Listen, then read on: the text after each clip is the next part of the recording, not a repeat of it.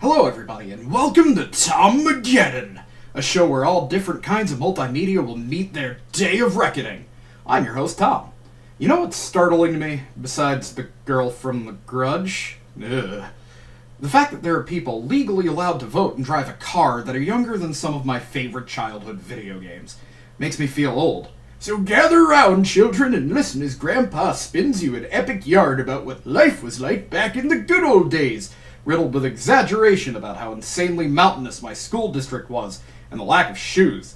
We had to eat those, during the Great Famine of '95. Anyway, one of the biggest changes to the face of gaming is multiplayer gaming.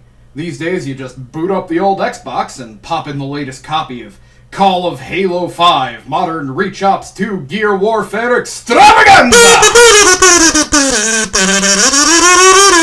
And you can instantly connect with scores of the world's most verbally aggressive 12-year-olds. Well, kiddos, back in my day, if you wanted to get berated by a prepubescent hormone-addled tween, well, you had to gather up all your friends in one place and sit on a couch together, surrounded by a vast cornucopia of corn starchy deliciousness and gallons of Dr. Pepper. I'm not sponsored by Dr. Pepper, but I would be amenable to the situation. Hear that, Doc? Have your people call my people. Let's make this thing happen.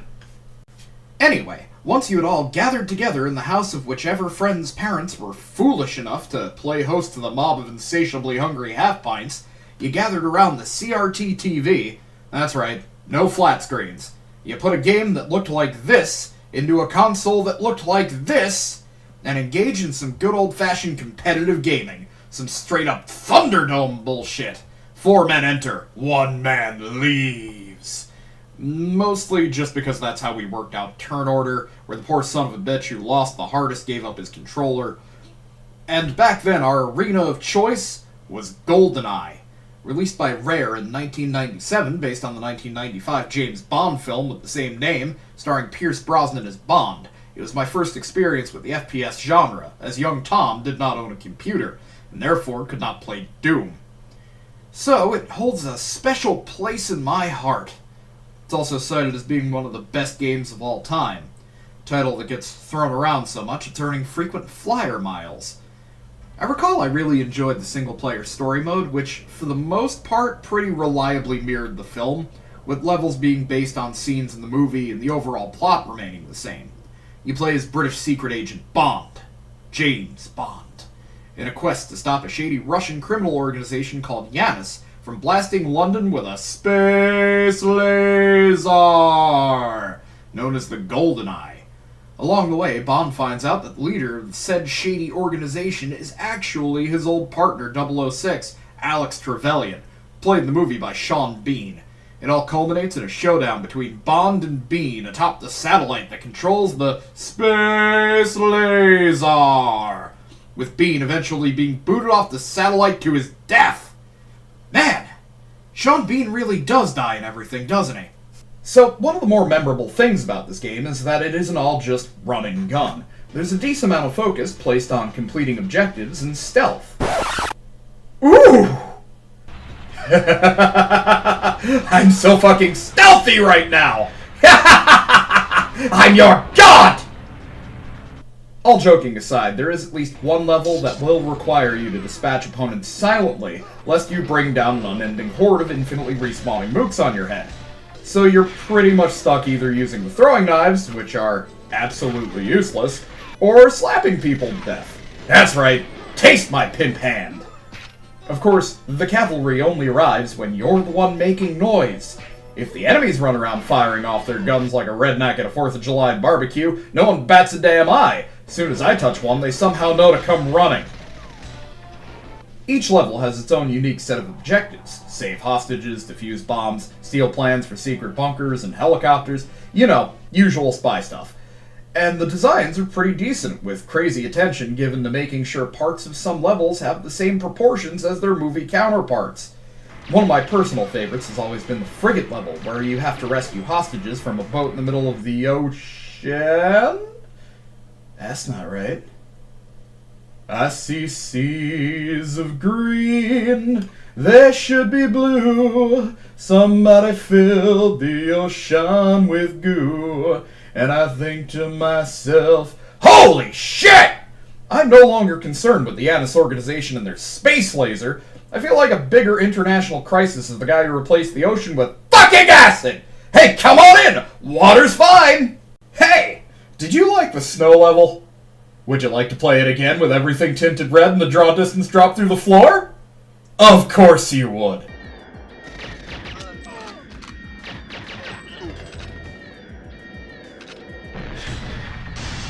Why did I just explode? And just look at that forest. It's like you could walk out there and get lost forever. Not at all like it's a solid wall meant to keep you from going rogue and wandering out of the level. Majestic. Wait, what the hell? Yeah!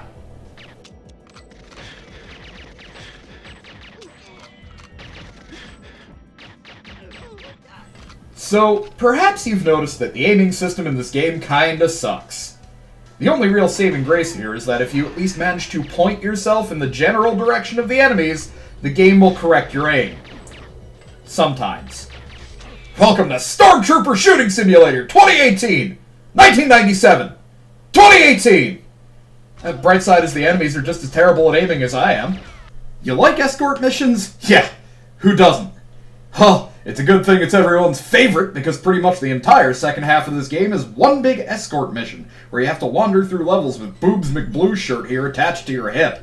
And if she dies, you fail and you have to start all over again. Wouldn't be too bad if she tried to stay out of the enemy's line of sight, but no. She'll just go strolling right through the middle of a firefight, not a care in the world. Half the time when she dies, it's your fault, because she'll step right in front of you while you're shooting back at the enemies. At least towards the end, they give her a gun and she's at least partially useful, though she only uses it for a single level. She can still die, of course, forcing you to restart the level, and she has the nasty habit of trying to trade fire with massive hordes of enemies all by herself. Also, in the second to the last level, if you wind up killing this poly-rendered Weird Al-looking motherfucker, she refuses to help you anymore and you fail the mission. Another thing I always thought was pretty cool is that all of the information for each level is presented like a folder full of papers, like you've been delivered some kind of secret dossier. It's got different sections from Bond's different contacts at MI6, like his boss M, Q, the tech guy, and no, not the guy from Star Trek, and Moneypenny, the secretary that he occasionally bones. She's snarky as hell, and it's hilarious. So this game has a ton of different weapons to choose from handguns to machine guns to explosive charges and grenade launchers. But fuck all that. The gun you'll probably wind up using most often in story mode is going to be the AK-47, or as this game likes to call it, the KF-7 Soviet. It has a decent ammo capacity, so you don't have to reload as often. Though let's be honest here, as gamers, we all reload every couple of shots anyway. It's also the most common gun carried by the enemies, so you'll never run out of ammunition. This choice in weapons is also a product of how impossible aiming in this game can be, because your best hope in a firefight is to grab a machine gun, spray out as many bullets as you can, and hope at least one or two of them hit. So while in multiplayer the gun selection is much more relevant, you'll still most likely pick up the biggest machine gun you can find, hose the entire room, and pray that something dies. The only real exception here is the Golden Gun, a single-shot handgun that kills everything in a single hit. Seriously, even if you only wing somebody in the foot, BAM! Dead! I do appreciate that a lot of things in this game reference different Bond films other than GoldenEye. For example, the Golden Gun is from the movie The Man with the Golden Gun. The Moonraker laser is from the movie Moonraker. The different multiplayer game modes are named after other Bond films, like You Only Live Twice, a game mode where everybody has 2 lives and the last man standing is the winner. The Man with the Golden Gun, which is pretty self-explanatory. Somebody has the golden gun and they just start shooting people. And The Living Daylights, which is basically Capture the Flag. And I've got to say that while I love this game and all the fond memories I've had with it, it's aged about as well as milk in a radiator. The gameplay is pretty clunky, aiming is damn impossible, and the graphics, well, I mean, props where they're due. The level design is awesome, like I said before, and the animations when you kill these guys is just fantastic. Look at these little bastards ragdolling around. Yeah. The weapons are some of the best looking things in the game, and even some of those are a bit off. Just look at this fucking sniper rifle. Look at it! It's a monster! It may not hold up great today, but back in the day, when we were kids, this was mind-blowing. The top of the line, the best it could get, and we loved it. I still do. My love for this game hasn't diminished over the years. The takeaway here is that I can admit better things have come along down the pipe here, that this once technological marvel of a beloved game has become a dusty relic of the past. But there are still good times to be had here. There's still merit to digging this game out, dusting it off, calling everyone over, and reliving your childhood memories with some good friends and a few beers. Many happy memories were made sitting around the TV playing this game, and there are plenty more to be had. I've been Tom, and thank you for watching Tommageddon!